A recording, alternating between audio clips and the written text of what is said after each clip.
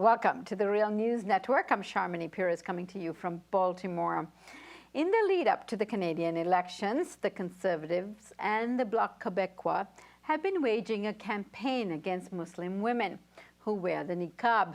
The recent Islamophobic and racist attacks perpetrated against two Muslim women in niqab, one in Montreal and the other in Toronto, within a period of 1 week, is cited as one of the most negative impact of such campaigns. Further, Harper's Conservative government is now promising to create a tip line for Canadians to call in if they observe what they are calling barbaric cultural practices. But what does that mean? And is the politicization of the veil a distraction, camouflaging the real issues in the campaign? Now joining me to discuss all of this is Harsha Walia. Harsha is joining us from Vancouver. She's a social justice activist, journalist, and co-founder of Vancouver chapter of No One is Illegal. She's also the author of the book, Undoing Border Imperialism. Harsha, thank you so much for joining us. Thank you for having me.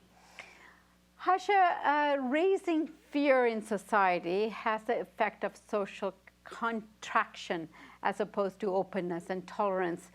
Conservatives across Canada are relying on fear-mongering as an election strategy. That is clear, of course, from the various ad campaigns that are on television right now. But is that really working? Well, I mean, it's hard to say because I think, especially in the post-9/11 climate, we have to come to terms with the fact that fear has actually been used in every single election campaign, including by the Liberals right after 9/11, as well as the Conservatives. I mean, I think a decade into the war on terror, I think people are able to see what fear is, right? That it is a tool to contract our ability to have politically engaged conversations.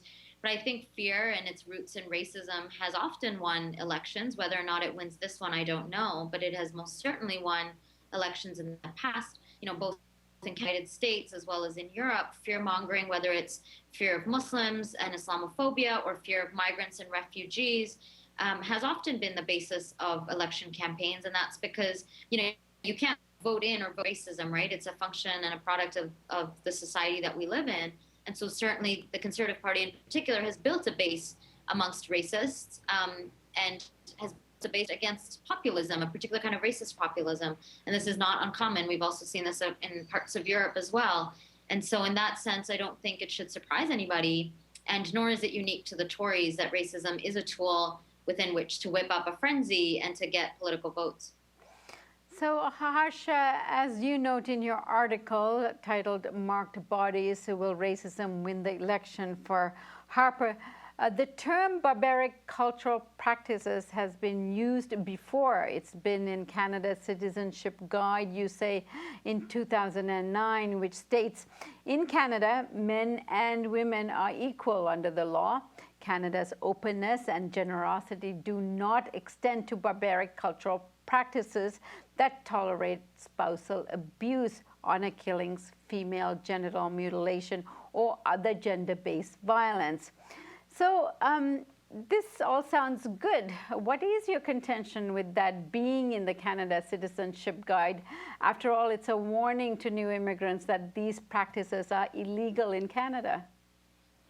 Yeah, I mean, I think the ways in which barbaric cultural practices has been framed is one that is not actually about violence against women. It's not about dealing with patriarchy. It's about racism, and it's about positioning certain kinds as barbaric and their practices as ones that are outside to Canada. And, I think if we want to talk about barbaric cultural practices, we should name patriarchy and itself barbaric practice, right?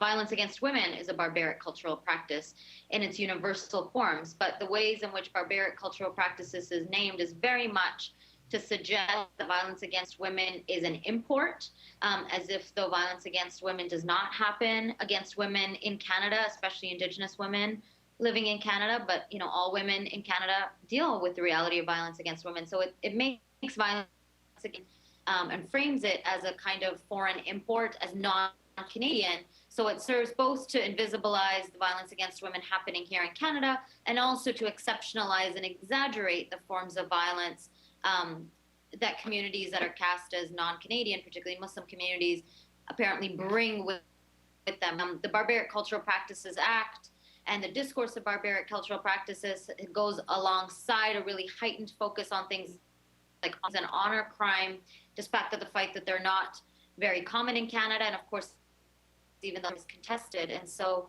I would argue that barbaric cultural practices does nothing to actually deal with violence against women safe.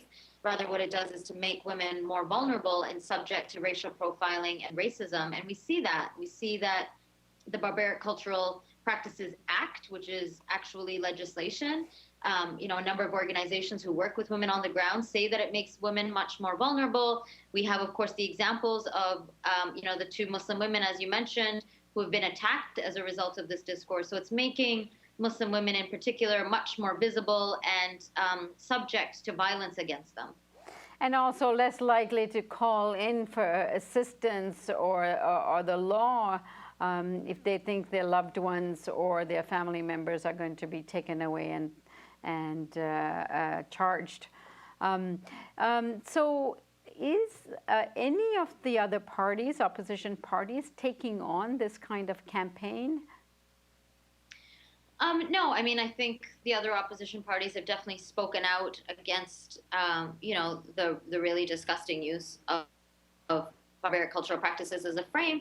But I also think, this is in the context of elections, right? We have to look longer. Like I said, when barbaric cultural practices was being introduced into the Citizenship Act, it did not get any attention from other political parties. There's been a slew of legislation passed.